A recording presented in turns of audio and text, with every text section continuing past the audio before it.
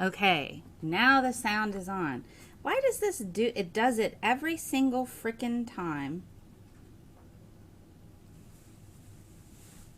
Does it every single time. I don't know why it does this. And it irritates me. All right, so hello. Ducks next week. Yay, sound. Yay, we finally got sound again. What a pain in the butt. I don't know why it decides to do this. Every single time I have to go through every once in a while and recheck to see if, yes, indeed, you know, the sound is correct. I mean, it shouldn't have to do that every single time. All right, so we're a day late. We are a day late for this, so thank you for your patience. I had something I had to do yesterday, but we're here now talking about beer and barbecue. So this was something that, hold on, let me put it in one more place. Make certain there are people that really wanted to see this particular episode, and I had something I had to do yesterday that I had to take care of really quickly. Alrighty.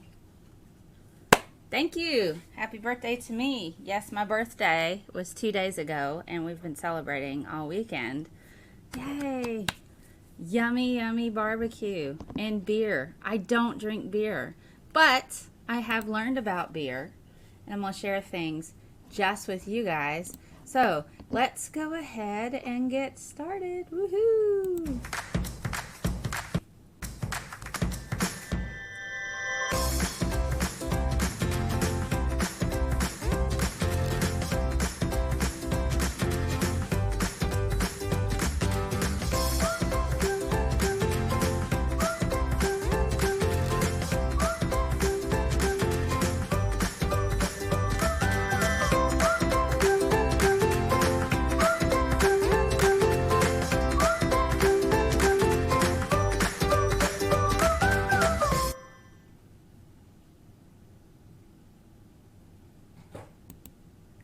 Hey guys, all right, that was my really cool intro from Gonna Go For It.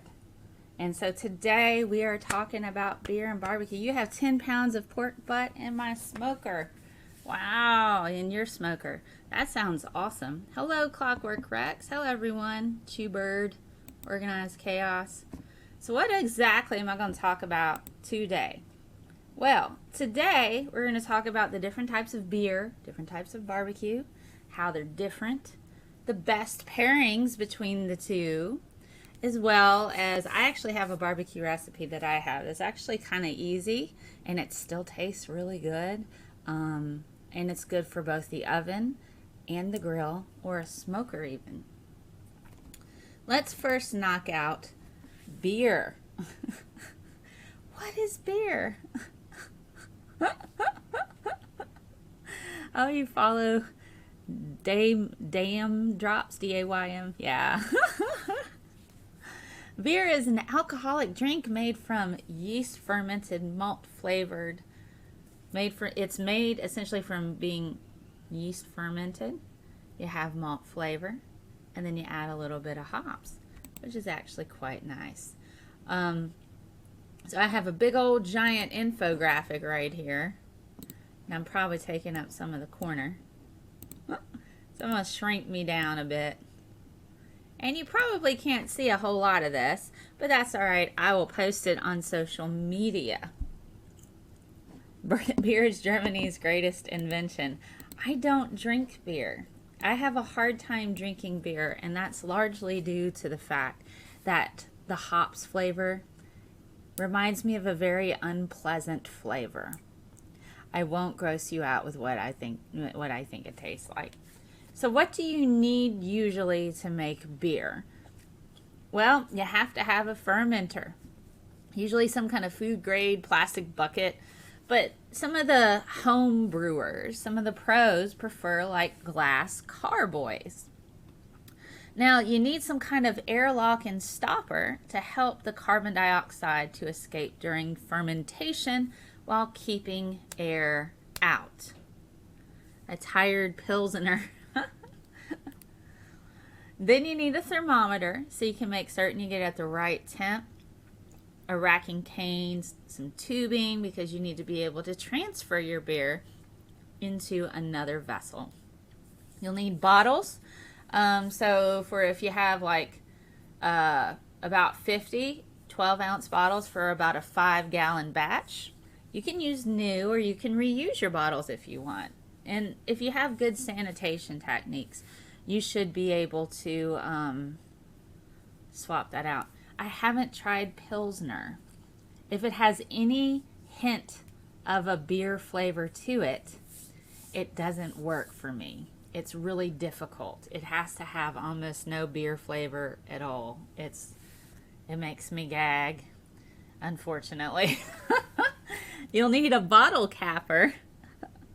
This kind of clamps bottles, you know, with the little metal lids on it to ensure that the carbonation stays inside.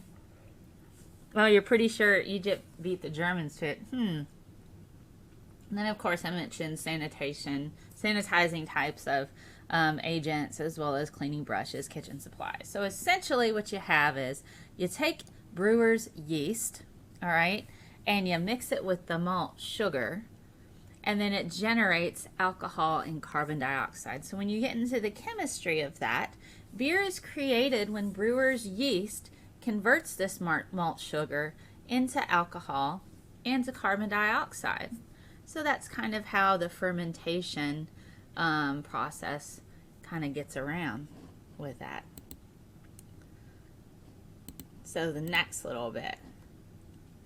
You can use Cornelius kegs instead of bottles and control the sediment better that way. Well, that's a good idea. Okay. So here's kind of like a short little infographic on how to brew beer in 8 easy steps. This is very, very basic. I've found a lot of instructional material online, and I've put it at the end of my slides here. And I'll upload my particular slideshow on scientismel.com/resources. You can download all the information that I used to put this particular talk together and dig into how you want to make, if you want to start making your own beer. Not necessarily a cheap thing to do, but it's kind of fun to be able to implement your own different types of flavors.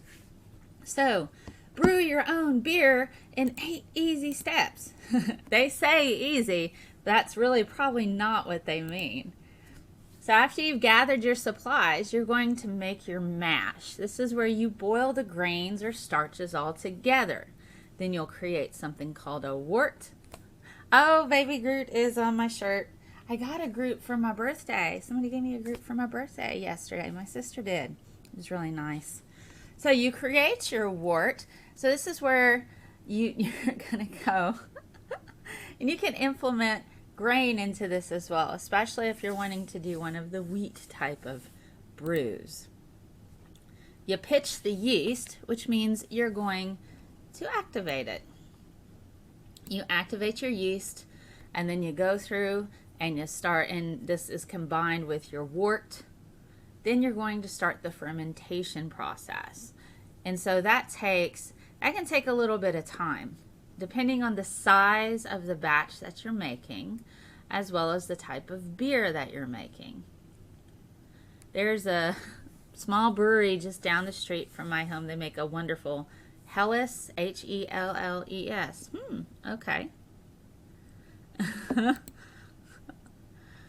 So next, after you go through the fermentation process, you'll start to get these bubbles in the brew, this carbonation.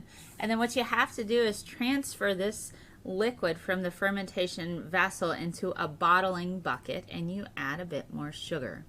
Then you let it carbonate a bit more, and you enjoy. Happy late birthday. Thank you.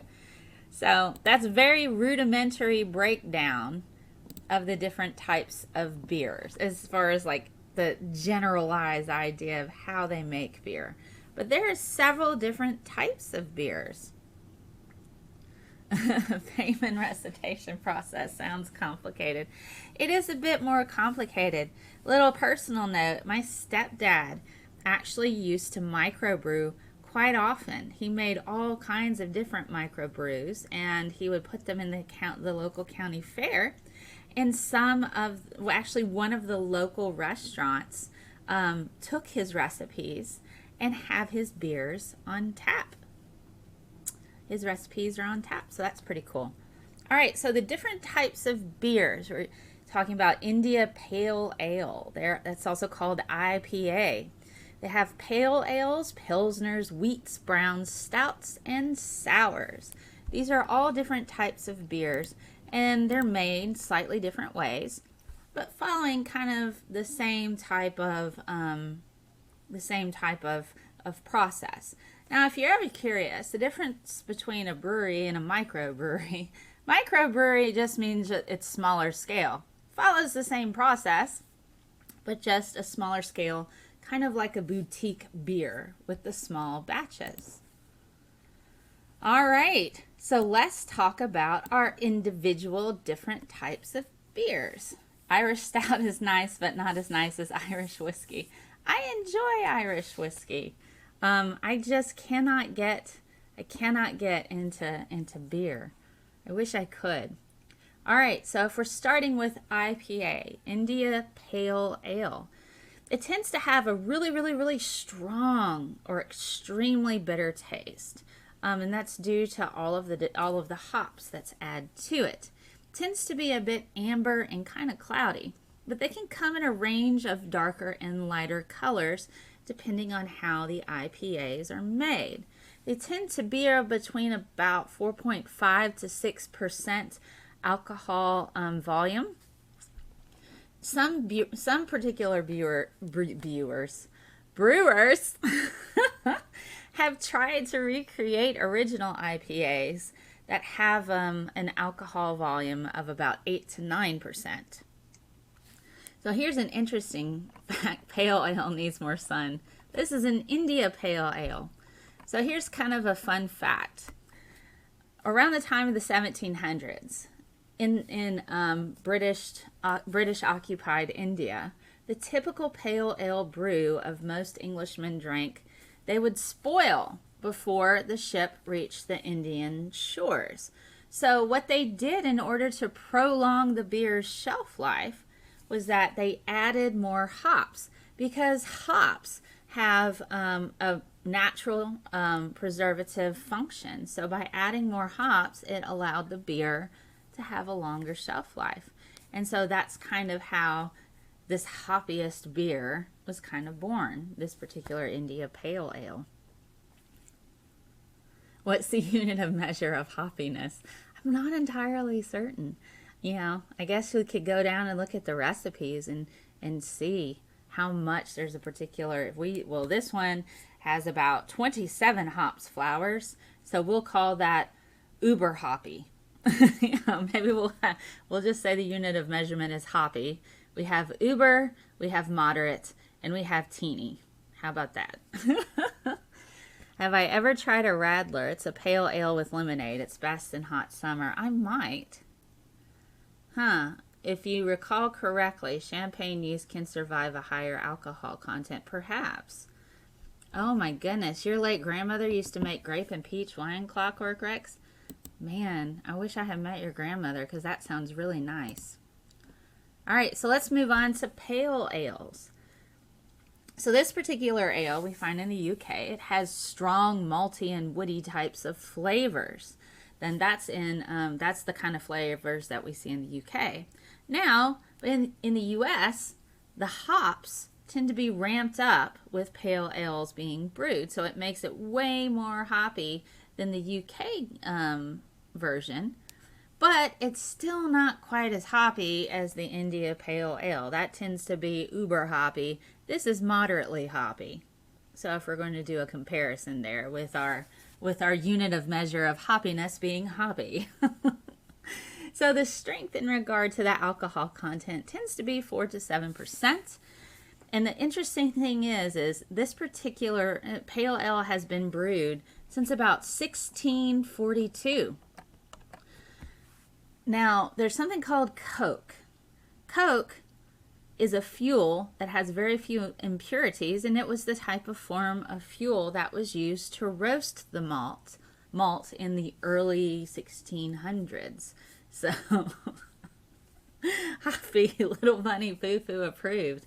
You know what? If Little Bunny Foo-Foo likes a particular beer, Little Bunny would probably enjoy the India Pale Ale because it's uber hoppy. Yeah, but was he more about knocking people on the head? Is there a bunny scale to indicate how hoppy it is? We do need a bunny scale, don't we? So here's the Pilsner. Somebody recommended that I try a Pilsner. It has strong hops, but not as strong as IPAs. It's a softer malt. It's very fragrant, and there are what they consider to be pleasurably bitter flavors. It's light golden, and it tends to have a very notable type of clarity. And the average alcohol content tends to be around 5%. Now, Pilsners, compared to other types of beers, are one of the youngest beer styles, as it was first brewed in 1842. So that would be the Pilsner. Now let's look at wheat ales. Some of you may really enjoy your wheat ales. Personally, you don't like Pilsner, but your father does. Okay, well, that's all right. Now with wheat ales, the flavor can have a really, really broad range, and it depends entirely on what type of wheat is used. But they tend to be very, very light in flavor. They're very low in hops, and the yeasty flavor there makes them kind of a really nice summer type of brew. Oh, Pilsner has a different yeast. It ferments at the bottom of the vessel instead of the top like other beers. Oh, that's cool. So the color, just like the flavor, can range in regard to wheat beers. They can be kind of hazy, so they're not as clear as like the Pilsner per se, but that's due to the protein that's found in the wheat that's used to brew this particular type of beer. The alcohol volume is a pretty good range. It's anywhere from 3 to 7%, and so you have a good solid range on alcohol content. Somebody says the bunny hoppy scale equals mass times grams times, is that LN, the distance per hop in meters length. So when we're talking about the wheat beer, there are so many beer styles that fit under the wheat beer. We have the Hefeweizen, Berliner, I guess that's Weiss, Belgian, wheat beer. There's so many different types of wheat ales that kind of fit in that category. But the one thing that kind of unifies them all together is that they're made with wheat malt as well as barley malt. So they're made with the same components, but there's all kinds of different flavors. Brown ales. No, that's not chocolate milk. Brown ales have a really high level of malt. That makes them more earthy and not as bitter as like the IPAs. These flavors can be sweet, hoppy, earthy, and malty. Now the hoppiness is just slightly hoppy because it doesn't have like that heavy hoppiness that India Pale Ales have. It tends to be very dark and have a dark amber type of presence. Now this alcohol volume can range from 4 to 8%. Bock beer is the best beer I've come across, and I don't like the bitter taste of any other beers. Will Wheaton beer. Will put a ton of wheat in beer. Turnt ends. I know. It's I found this image on Google image search under a brown ale. And I thought it was pretty funny, so I thought I would do that. As a teen, I once tried to make a beer and Coke with wheat beer. The acid in the Coke caused the beer to precipitate into little flakes. I believe it. So a fun fact with the brown ale. This is a pretty old style beer, and it dates back all the way to the early 1700s. So this beer is kind of old, but you know, it's what I hear, some people still like it. In Newcastle, brown ale is called dog, as the men used to say to their wife they are going to walk the dog when heading out to the pub. That's awesome. Well, here we have our friend porter. Porters are kind of nice in that they're mild in flavor with little notes of roasted grains, little hints of chocolate, and a smidgen of coffee. It's very, very, very dark. It's almost opaque. It has about a 4 to 7.5% alcohol content. Now, something that's kind of interesting. Newcastle brown ale is great with lunch. Something that's interesting with porters. They almost had gone out of style, being taken over by a stout company, until the Anchor Brewing Company brought back the porter in the 1970s.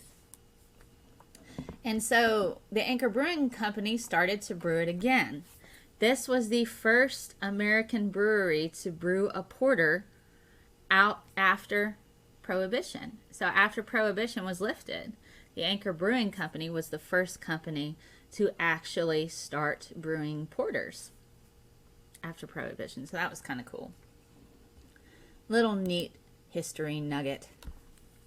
And now we're talking about our stouts. You're building a time machine so that I can stop IPAs from ever being invented. You'll have to go back. I talked about IPAs and how they added extra hops. The British did as they were going over to India. They didn't want their beers to go bad. So the adding of extra hops actually, since hops has a natural preservative effects, that kept their beers from going bad by the time they got to India. So here we have our stouts. They are super, super heavily roasted with hints of coffee, chocolate, licorice, molasses, and no apparent hops flavor. Well, thank you for watching, Brian. So this particular beer has a very, very dark color, and it has a head that is usually tan to brown. The alcohol content tends to be around 4 to 7%.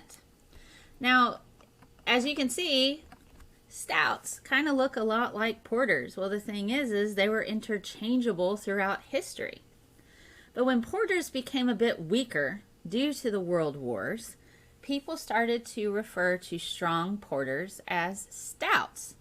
And so this type of style was born. You guys are so silly. Oh my goodness. Now we're going to get to our sours. Our sours here. This one, I saw this. I thought this was a pretty neat picture. Sours are exactly as they sound. They're acidic, tart, sour. And sometimes they have a hint of fruit, especially if they are brewed with fruit. The colors can vary because it depends entirely on the style of sour and if there's any other type of fruit that was brewed with it. So it also can take on the colors of the fruits that are associated in the brewing. So 4 to 10% is about the average, is the range of the alcohol content volume in regards to sours. Now there's various types of wild bacteria and yeast is what brewers use in order to get the sour flavor that's associated with sour beers. So now you guys are popping up. Woohoo! I put all of this together today. Put it all together today. So here's some interesting stuff in regard to beers. Beers are served in different glasses as the carbonation is key in the enjoyment of the beer. For instance, let's take the Guinness Stout. It requires a special way of pouring it as well as a special glass because the carbonation has nitrogen. The bubbles in a Guinness sink. They don't rise. So when we're looking at these different types of beers, beer is a delicate and fine science in regard to fermentation, hops, malt flavor, and type of yeast. So if there's a particular glass that's associated with a beer, it's extremely important to use the glass that is associated with that, because it enhances the experience and makes certain that you're not losing your carbonation. For instance, like with the Guinness Stout, you have to let it sit a bit because the bubbles sink. Nitrogen has nitrogen in it. Now, let's move over into barbecue and talk about the types, the role of beer in some recipes, and pairing a good beer with your barbecue meats. There's a thing to that as well. All right. Barbecue. We got all kinds of stuff. We got pork, beef, chicken. Some people will say chicken is not barbecue. It enhances the glassware seller profits. Perhaps, but there is some science, especially with the Guinness Stout and the type of glass that you use because of the type of carbonation being primarily nitrogen and it sinks. Air holes on the bottom of this mug I saw, and push thingy on the handle make the suds. Maybe you just talked about it and I'm like, I haven't talked about that actually. Pork is barbecue. See, I knew somebody was going to hop on here and say pork is barbecue. There are some people that incorporate chicken and beef, brisket, primarily brisket, and then you have pulled pork and ribs. There's varying flavors, and it's indicative of the region of the area in the U.S. on how the sauces are made and what the bases are. There are varying processes of cooking. So how you treat your meat in advance, I tend to like boil a pork butt first in vinegar water, and I'll talk about my recipe in a little bit and what I do when I'm making a pulled pork from like a pork roast or a pork butt, because I make it really good. I like my barbecue. So let's talk a bit about the different types of barbecue. Yeah, there's also chicken. You can do chicken pieces. So primarily, when we think of barbecue, we think of pork as pulled or rib. Beef brisket is the type of cut that we would associate with the pastrami cuts, even a corned beef type of style. Pork isn't red meat. And when we're talking about chicken, we're usually talking about chicken pieces, like legs, thighs, breasts, that sort of thing. Pork butts. And the flavors. The flavors vary by region. And the sauces can have different bases. You have anywhere from tomato-based sauces with strong or light hints of vinegar, as well as mustard-based barbecue sauces. Fish barbecue, new market opportunity. I thought that was what char-grilled barbecue was. Like char-grilled fish. Blackened fish to me is pretty close to barbecued fish. So let's talk a bit about Memphis barbecue. The main choice of Memphis barbecue is pork. You do both pulled as well as ribs. And so when you're smoking the particular meats, you're using usually oak, pecan, apple, or cherry when you're smoking Memphis style barbecue. So there's different ways that you can have Memphis barbecue. If you're talking about ribs, you can have them wet, dry, or muddy.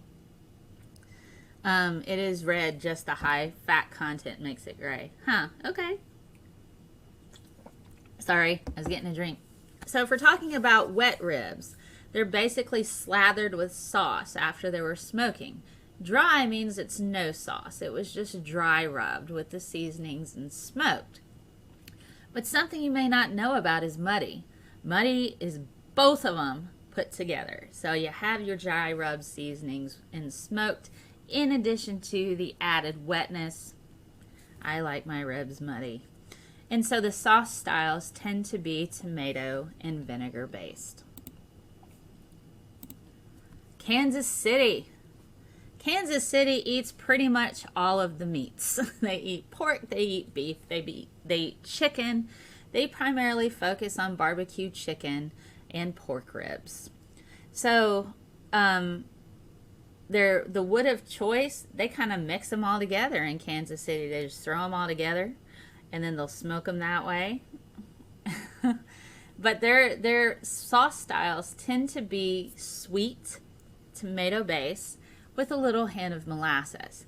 But they also like to add something called liquid smoke to their sauces to add a little bit of a charcoal flavor without using coals. Many places in Kansas City have a large variety of sauces, and this is kind of the focus of their barbecue cuisine.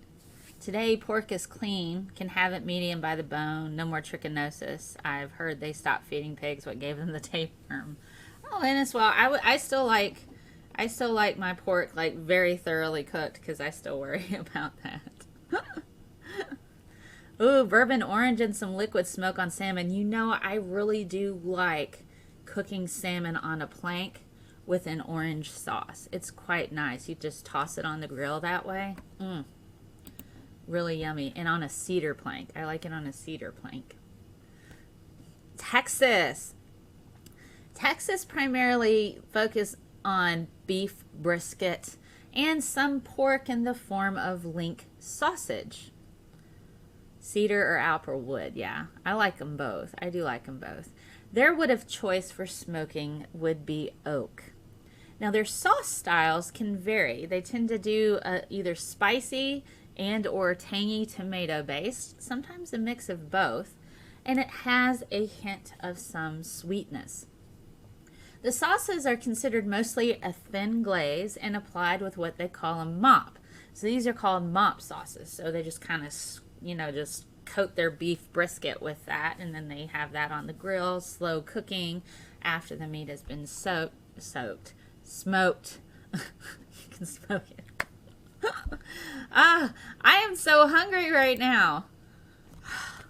I need to get me some barbecue for lunch. I have a really good barbecue place down the street. I'm going to go do that, guys. I'm going to eat me some barbecue. I really want some. Just, love it. Use Dr. Pepper and ginger ale once to marinate ribs. You can. I actually like to use either a porter or a stout to use as a marinating base when I'm cooking my particular meats. You worked in a restaurant, so you used syrup, no CO2, and water. Ah, okay. Well, the Carolinas.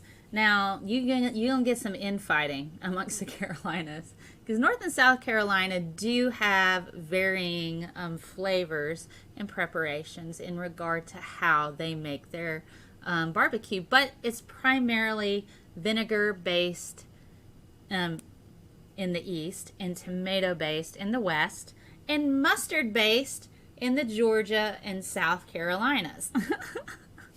You're going to eat a ton of barbecue when you're in Tokyo. Oh, yay, enjoy it. I hope you have fun with it. So there's even more specificity when you get into the individual portions of the Carolinas and all of that. Let me see. Oh, goodness. I lost a lot of my information. I had pairings. I'll have to talk about pairings without my slide. Boogers. I just went and looked at my slide. My computer crashed right before I went live. But I know which pairings are go with the different types of barbecues. Because that was the last thing I did before I went live. I went through and I was like, So the Carolinas. Let's finish them up. Their wood of choice is hickory or oak. They do like their pork. So they tend to do pulled pork or even the whole hog. So when you're talking about specificity of the different flavors, there is a lot of infighting about what the proper barbecue should be. But the really interesting thing about the Carolinas is that there's a lot of heavy German influence. So that's where you get a lot of the vinegar and the mustard-based flavors. So let's talk a second about pairing the proper beers. All right, so pulling this out of memory of what I've learned, it's almost always a win-win situation when you're dealing with a stout. You can have a stout pair with just about any kind of barbecue because of the coffee and the malt hints. It gives it a bit of that smoky char flavor. So that complements that really, really, really, really well. For a Brit, this barbecue thing seems a lot more complicated than what we have. I know, but when I visit my friend Tall in London, I stay with her. She lives out by Kew Gardens. I always cook for her. And so I'll make like a Cajun chicken, or I'll do barbecue or something to that effect. So that's always nice. So when you're talking about pairing a beer with a barbecue, a stout is almost always going to be a good choice because of the flavors in the stout complement and offer what we call flavor bridges to the flavors that you find in pork or in your barbecue. So when you're talking about flavor bridges, another good flavor bridge would be a sour beer. The sour beers complement that vinegary flavor that you have associated with some of those vinegar-based sauces. You're more of a sewer than a connoisseur, so I could pair any beer with any barbecue and be happy. Well, the golden rule behind pairing a beer with a barbecue is to consider the flavors and the notes of flavors within the pint and on the plate. So if you're to look at like a West Coast IPA, you know, we know IPAs are very bitter and very hoppy, and those are very strong, so you have that strong bitterness, which is actually kind of pairs nicely when you have a super sweet type of barbecue. So if you have a barbecue sauce that has brown sugar or a heavy sweetness, that's a good beer to pair with that, so it kind of cuts through that sweetness a bit better. So that's always kind of good. So your 3 go-to beers, depending on what you're serving. If you have a sweet barbecue, West Coast IPA. If you have any barbecue, you can always go with a stout, and that's going to be just fine. Or if you want, you have a very vinegary based type of sauce in your barbecue, a sour is a good choice as well. Don't take my word for it. Cook your own meat and give that a go and see what you come up with. So my particular recipe that I absolutely love is something that I enjoy cooking when I visit my friends in London. I'll take a pork butt or a pork roast, and I'll just jab holes all in it, and I'll boil it in a pot that's got a lot of vinegar in it, vinegar water, because I want that acidity to kind of break some of those protein bonds to make it really moist. So I'll put some salt and throw it in, you know, a little vinegar water bath, and I'll boil it for about 30 minutes, and then I'll take out my pork butt, pork roast, either way.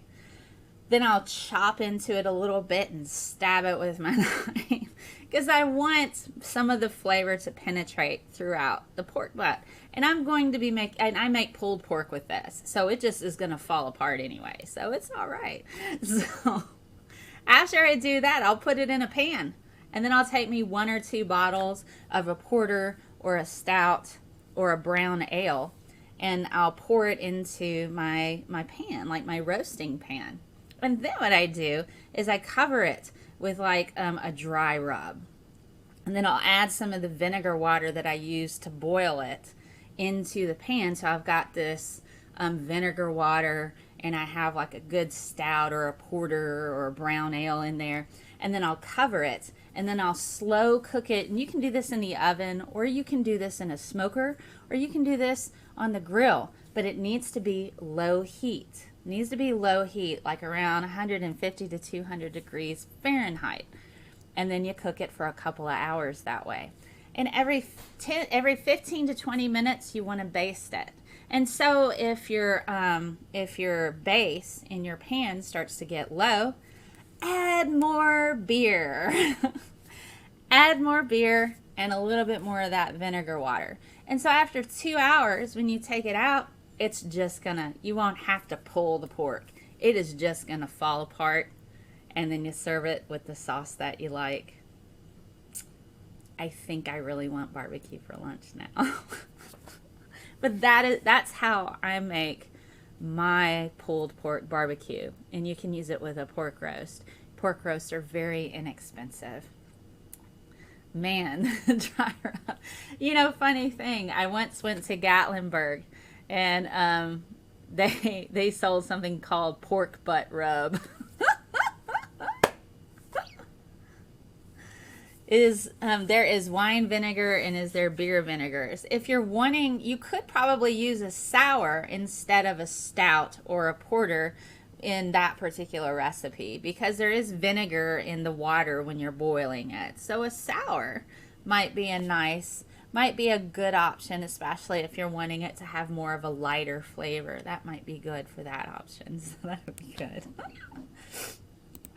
But those are the things that I like to do. Those are pretty cool. Yeah, the malt vinegar. Well, I use what I call malt vinegar when I'm eating French fries and fish and stuff. So we've kind of talked about quite a bit. We've talked a lot about all of these things. This has been a really fun talk. It is good. It is good. I like it. You guys call chips fries. Yeah. And we call chips fries, and we call crisps chips. I was sick, just looked past me. Oh my goodness. So, we talked about the different types of beer and barbecue.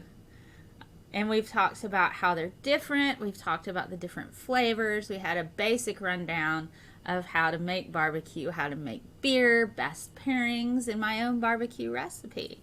So, oh, I like malt vinegar, doorknob head. I like it. So here's my sources. There's, and I'll put these on my website and you'll have access to them. And so that'll give you all kinds of different information and such to be able to go and, gosh. Boy, when I changed the design, and you can't see everything. If you're not, scientistmel.com/resources, you'll be able to see everything there and take a look. And I actually found a really good resource on how to make beer, and it has a breakdown of the costs and everything that you need. And so howtobrew.com, you can check that out. And that will give you a general idea of what you can do in order to, if you want to start making your own beer. And so as far as the flavors of barbecue, depends entirely on what kind of style you want to go with. If you want the mustardy flavor, or if you want the sweet flavor, if you want the tomatoey flavor, or the vinegar flavor. And you're right, it is highly complicated. Next episode, beer bread. Maybe. But this has been a lot of fun hanging out with you guys. I know I'm a day late. Always use live yeast, never dry. Yeah, that's a good idea. But this has been fun. I know I'm a day late, but it was my birthday this weekend. It was the anniversary of my 21st birthday. So, yay! Level Up Day. Level Up Day was 2 days ago. And I'm still happy and doing the birthday thing, so that's really cool. But yeah, so thank you guys for your patience for this being a day late. If you are a patron, I'm going to take a moment to thank my patrons on patreon.com. They help me keep the lights on. Happy birthday, 21 Forever. So here are my super awesome patrons. Tony, James, Lauren, Jen, Carl, Melanie, Patrick, Daniel, Stephen, Paula, Tim, Carrie, Cersei, Keith, Duke, James, Andy, Zachary, Tony, Bo, Stephen, Sarah, Chris, Graham, Dragnot, Galdus, Iowan, Jennifer, Corey, and Heavy. Thank you for helping me keep the lights on. one of my patrons requested that I work on a Monsanto piece with the latest trial issue, and I did. And it's on ScientistMel.com. You can have a look about all of my concerns regarding that particular verdict, and how just because a jury finds for the plaintiff in this case does not mean it's scientifically accurate. The definition of evidence is quite different in the legal form than it is in the scientific form, and juries are not held to peer review standards like scientists are. The jury is tasked with finding out what they think the truth is, but sometimes what a jury thinks the truth is isn't necessarily what the truth is. And at the same time, what the jury had to decide in that particular case wasn't whether or not Roundup, aka glyphosate, caused this man's cancer. That wasn't even what the issue was. It was whether or not he being exposed to it increased his risk. But in all honesty, the non-Hodgkin's lymphoma, there's no way to prevent that particular cancer. There's just, even because you cannot remove the risks associated, the increased risk. So take a look at that article and let me know what you think. I might have a little video, pre-recorded video talking about it and post it on my YouTube website. But thank you to my patrons. They get their own show, and I'm going to record that here in a bit and upload it, called Science Sunday School, where I talk about the latest and greatest in scientific findings from recent news. So check it out if you can. Where can you find me? You can find me everywhere. I am everywhere. ScientistMel.com, Patreon.com/ScientistMel, Periscope, YouTube, Facebook. I'm also on Twitch, and I do have a Discord. You can always go and hop on my Discord. If you want a link to that, I can shoot you one. Just send me a message here. Send me a message on Twitter. I'm just pretty much everywhere, and I'm happy to answer your questions. Yes, if a lawyer can make a buck, it's a legal issue. Oh, goodness. Lawyers are pretty interesting in that regard. DNA is accepted legally, isn't it? I talk a little bit about DNA with the genealogy kits and some of the issues associated with that. Discord mod, yes. Clockwork Rex is a Discord mod. Yeah, it was about the herbicide and not GMO. But if you read my article on ScientistMel.com, I break down what the science says in regard to the herbicide glyphosate. That there is no link that it causes cancer in humans. It does in mice, but mice are not humans. And we're talking about a super large dose that humans would not encounter in regular use. So, have a look and let me know what you think. This has been awesome, guys. Next weekend, because it was a 3-way tie, just about a 3-way tie last Saturday, next weekend I will be talking about bacteriophages. So bacteriophages are next weekend, and then we'll bring back the polls, because you guys have given me lots of content to talk about. This is fantastic. But thank you for being here. This was a lot of fun. And I will see you guys later. If you have questions, post them in the comments. Hit me up on Twitter. I'm on Google+. I'm on Facebook. Just about anywhere. So you can ask me there. And I will see you guys later. Bye. Thanks for being here.